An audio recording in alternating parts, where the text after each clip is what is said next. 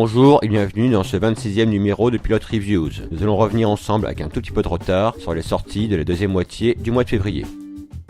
Quand une avocate tombe amoureuse de son client, c'est Doubt sur CBS. Sadie Ellis est une avocate brillante travaillant pour une grande firme juridique. Elle doit défendre Billy Brennan, un chirurgien pédiatrique, accusé d'avoir assassiné sa petite amie alors âgée de 16 ans, 24 ans plus tôt. Seulement, elle va tomber amoureuse de lui. Si son implication dans des cas plus fortes, elle devra mettre ses sentiments de côté afin de défendre au mieux son client et de démêler le vrai du faux. Après lecture du résumé du pilote, je n'avais pas vraiment envie de le visionner. Et ça va être le cas de beaucoup de monde puisque la série va être annulée après 2 épisodes. Mais bon, en partant d'un aussi gros a priori, on peut être que agréablement surpris. On a droit à un pitch pas très engageant mais porté par un solide casting, ce qui permet de remonter quelque peu le niveau. Mais ça ne fait pas tout. La série reste prévisible au possible. Ça se laisse regarder, surtout pour Laverne Cox qui incarne un avocat transgenre, même si on préférera sa performance dans Orange is the New Black. Donc une série ni bonne ni mauvaise, juste dans la moyenne, mais pas la peine, comme je vous disais, de vous lancer dedans, vu que vous n'aurez pas d'épisode 3. La galère au féminin dans Héroïne sur Arte. Suite à la fermeture de l'usine textile de Saint-Charles, c'est toute une partie de cette petite ville de banlieue qui se retrouve au chômage. Pour faire face à l'adversité et rajouter un petit peu de beurre dans les épinards, elle décide d'organiser des combats de catch féminin. Tournée caméra à l'épaule, une mini-série en 3 épisodes de Audrey Estrogo nous plonge dans le quotidien de 4 femmes qui ont tout perdu. Entre surendettement et nationalisme grandissant, toutes tentent de s'en sortir, se tournant parfois vers les sirènes extrémistes, comme cette femme d'origine marocaine qui fait du porte-à-porte pour le FN, ici rebaptisé Parti National. Le tournage tremblant, hésitant face en documentaire nous permet une immersion rapide dans cet univers de banlieue en crise. Mais au-delà de la critique politique et sociale au cœur de l'intrigue, on a droit ici à une comédie. On est un peu dans le genre Full Monty au féminin, le striptease remplacé par le catch. Bref, une chronique sociale qui vaut le détour. Quand tout va de mal en pis, c'est Crashing sur HBO. Un comédien de stand-up, sans le sou, entretenu par sa femme, perd tout le jour où cette dernière le largue après qu'il ait découvert qu'elle le trompait. Ne voulant pas perdre espoir, il va squatter chez des amis comédiens, espérant trouver des réconforts sur scène. Chelsea Dawes, Master of None, Lady Dynamite et maintenant Crashing. Les séries de stand-uppers semblent être à la mode. Sauf que là, c'est raté. On s'emmerde, on attend un élément déclencheur qui ne vient jamais, on espère ne serait-ce que sourire, mais ça vient pas non plus. C'est long, laborieux sans intérêt, car déjà fait avec bien plus de talent. Oubliez donc cette série et plongez-vous dans Master of None, au moins vous n'aurez pas l'impression de perdre votre temps.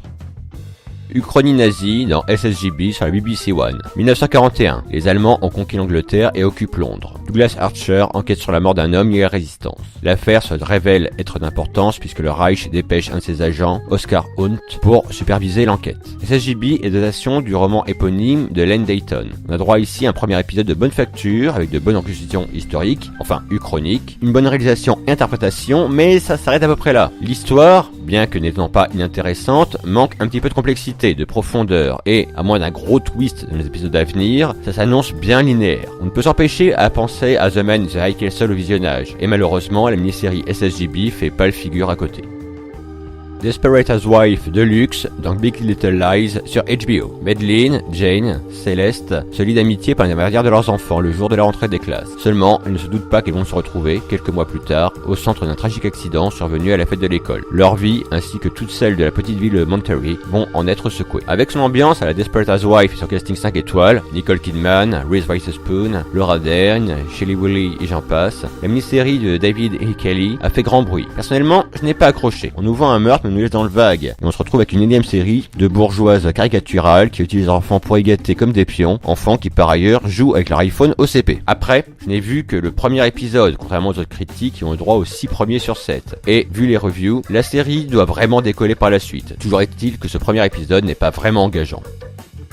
Un spin-off pour The Good Wife avec The Good Fight sur CBS. Maya vient d'être reçue au barreau. Elle rejoint le cabinet de sa tante Diane, qui s'apprête à partir à la retraite anticipée et l'épaule dans une dernière affaire de brutalité policière. Seulement, le FBI s'intéresse au compte de Diane qui se retrouve sur la paille et doit repousser son départ. Tout l'esprit de The Good Wife sans Alicia. Rassurez-vous, si vous ne suiviez pas la série mère, vous pourrez commencer cette très bonne série sans problème. Juste quelques private jobs qui pourraient vous échapper, mais ça reste tout à fait compréhensible. Autrement, The Good Fight nous offre un premier épisode double très efficace. L'action, l'intrigue, les personnages, tout ça nous introduit très efficacement avec beaucoup d'humour. La filiation entre les deux séries est évidente, mais les cartes sont bien distribuées. Une série judiciaire très prometteuse à suivre donc.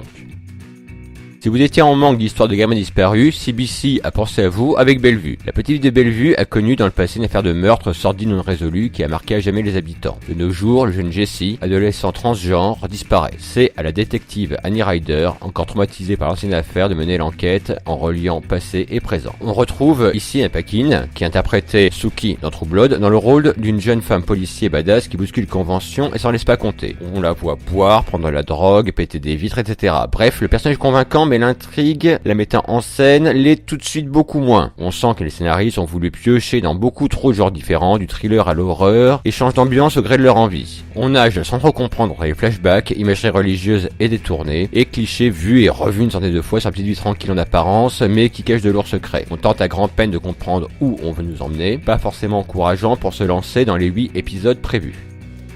L'âge d'or du hip-hop dans The Breaks sur VH1. Nikki, Barry, Divy rêvent de faire leur trou dans l'industrie florissante du hip-hop des années 90. Nikki se fait embaucher en tant qu'assistante du légendaire producteur Barry Foray. Divy, quant à lui, travaille avec le rappeur Ham, lequel, soupçonné de meurtre, va lui apporter pas mal de problèmes. Je connais assez peu la scène rap américaine des 90 et donc un petit peu de mal à comprendre toutes les références qui sont faites au cours de l'épisode. Toujours est-il que, même sans cela, notre pilote reste plaisant, avec une bonne utilisation de la bande-son. On est à mi-chemin entre Empire et vinyle, avec les dessous de cette industrie musicale.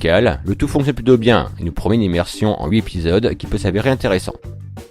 Le $1 Million Quartet dans Sun Records sur CMT. Au début des années 50, Sam Phillips fonde à Memphis sa maison de disques Sun Records, mais peine à trouver de bons chanteurs. Elvis découvre le gospel, Johnny Cash hésite à s'engager dans l'armée, Eddie Arnold chante dans les foires, et Joey Hill Lewis et Tom Orchestre dans les bars. Toutes ces personnes, avec Jerry Lewis, Carl Perkins et bien d'autres, seront, sans le savoir, à l'origine du rock'n'roll. Vinyl, The Get Down, The Bricks, The New Asian Story et j'en passe. Les fictions historiques musicales sont prêtes à la mode. Ici on nous propose de nous plonger dans les origines du rock avec une série d'enregistrements regroupant Elvis, Johnny Cash, Jerry Lewis, Carl Perkins dans les studios du Sun à Memphis le 4 décembre 1956. Seulement, ça arrive pas. Enfin, du moins dans notre pilote. On sait que ça va arriver, on regarde pour ça, mais on se perd en préliminaire. Intéressant certes, mais quelque peu confus. Trop de personnages à présenter, donc trop de timelines simultanées à suivre. Et puis pour une série musicale, la bande son est plutôt pauvre. C'est à peine si on entend Elvis pousser la chansonnette. C'est le problème d'une série historique dont on connaît déjà l'issue. On attend un moment magique qui va clôturer la saison d'apothéose, mais on sait qu'on va devoir se farcir 8 épisodes pour que ça finisse par arriver. Même si les jeunes années des futures stars du rock ne sont pas inintéressantes, les trop nombreuses histoires parallèles font que l'on finit par décrocher.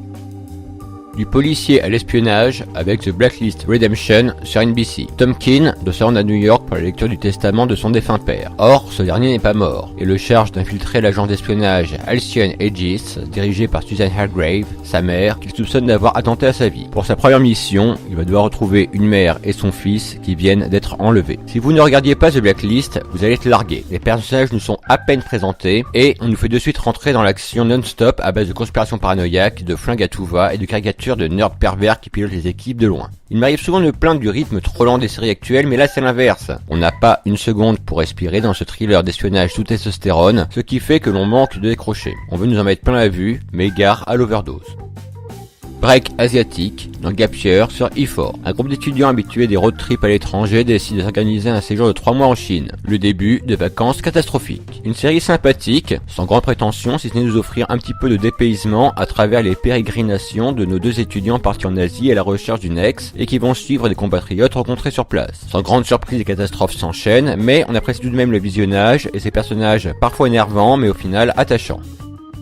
La dure, très dure vie d'agent secret dans Patriot sur Amazon. John est un agent secret, il est très bon dans ce qu'il fait, mais les choses horribles qui lui arrivent régulièrement commencent à affecter sa santé mentale. Alors il fume des pétards et improvise sur sa guitare des chansons folk où il raconte les horreurs de son métier avec tous les détails. Son père sent qu'il va pas bien, mais comme il est son supérieur au service secret et que la sécurité du monde libre passe avant tout, il va lui confier une mission toute simple. Infiltrer une petite entreprise pétrolière qui fait des échanges avec l'Iran. Mais comme dit John, rien ne se passe jamais comme prévu. On est ici très clairement dans une comédie noire et absurde, très inspirée de la filmographie des frères Cohen. Notre héros malchanceux enchaîne les imprévus qui l'obligent systématiquement à faire des choses horribles à des gens innocents, voire carrément sympathiques, afin de parvenir quand même à faire progresser sa mission. Les personnages sont très attachants et situations très drôles, même quand ils ne devraient pas l'être. La réalisation est assez inventive et permet même quelques plans audacieux. Il y avait longtemps qu'on n'avait pas eu une série aussi drôle sur le monde trop sérieux de l'espionnage, à voir. 40 ans de combat LGBT dans When We Rise sur ABC. San Francisco dans les années 70. Un jeune homme de 18 ans quitte le cocon familial par peur que son père ne lui inflige des traitements pour le guérir de son homosexualité. Une jeune femme, grâce à un groupe de soutien, se rend compte qu'elle peut avoir une vie de famille sans pour autant avoir une vie hétéronormée. Un soldat est rapatrié de la guerre du Vietnam après la mort de son amant. La série nous propose des portraits croisés de ces personnes qui vivent leur homosexualité à une époque où la chose n'était pas aussi acceptée qu'aujourd'hui. Un retour en arrière malheureusement nécessaire en ces temps de Trump ou de manif pour tous. On a droit à des portraits simples de ces personnes qui luttent pour l'acceptation de leurs différences, renforcés par quelques extraits documentaires et des témoignages historiques dispensables de Dustin Lance Blake. Pas mal de guests comme Whoopi Goldberg, Rosie O'Donnell ou Guy Pearce qui sont présents mais de façon discrète en arrière-plan. Action, complot et mort violente dans Taken sur NBC. Ryan Mills voyage avec sa petite sœur dans un train lorsqu'un étrange passager vient s'asseoir à l'autre bout du wagon. Son instinct d'ancien béret vert lui fait sentir que quelque chose cloche. Et là, c'est le drame. Il parvient à maîtriser le terroriste, mais sa sœur prend une balle et meurt dans ses bras. Inconsolable et brisé, Brian se sent coupable, mais comprend bien vite que quelque chose cloche à nouveau. La mort de sa sœur n'était pas accidentelle, et on cherche à l'atteindre. Il va fuir pour protéger ses proches survivants, et traquant les assassins pour obtenir vengeance. On est ici dans une préquelle à la série de films du même nom produite par Luc Besson, qui produit également la série. On est ici dans un thriller d'action sans temps mort où notre héros surentraîné au nerf d'acier refroidit de l'homme de main par paquet de 12 sans desserrer la mâchoire. Après, faut pas vous attendre à grand chose de plus. 90% des personnages sont à peine esquissés. On ne sait plus trop bien qui est qui et surtout qui sont les méchants. Mais bon, c'est pas grave. De toute façon, Brian ne fait confiance à personne. Et quand il le fait, il avait tort. En plus, aucun humour ne vient alléger cette ambiance poisseuse. Vous devez certainement bien mieux regarder, même dans le genre. Paranoïa ou pas, dans The Replacement, sur la BBC One. Hélène est une grande architecte en devenir, qui vient de décrocher un gros contrat pour la construction d'une librairie. Seulement, elle se découvre enceinte et se voit contrainte d'engager Paula pour qu'elle la remplace au moment de son accouchement. Mais la nouvelle venue semble chercher à l'évincer du projet. Nouveau thriller psychologique en 3 épisodes pour la BBC. Toute l'intrigue tourne autour de la question, Paula désire-t-elle réellement prendre la place de Hélène? Le fait que la future mère soit mariée à un psy contribue beaucoup à nous faire douter. Le rythme lent risque d'endormir certains, mais participe au twist de fin d'épisode auquel on n'est nullement préparé. Bref, quelques petits problèmes de rythme, mais une bonne interprétation et une paranoïa intrigue qui va grandissant. Cette émission est terminée. Je vous remercie de l'avoir suivi en ma compagnie et vous donne rendez-vous avec un petit peu moins de retard la prochaine fois, j'espère, pour une nouvelle émission. Bonjour chez vous.